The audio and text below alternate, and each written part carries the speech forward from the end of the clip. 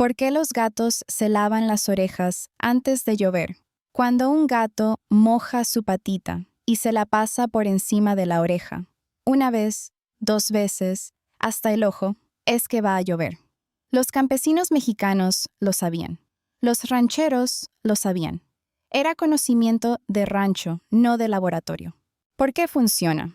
Antes de una tormenta, la presión atmosférica baja y la electricidad estática aumenta en el aire. El gato la siente en el pelo.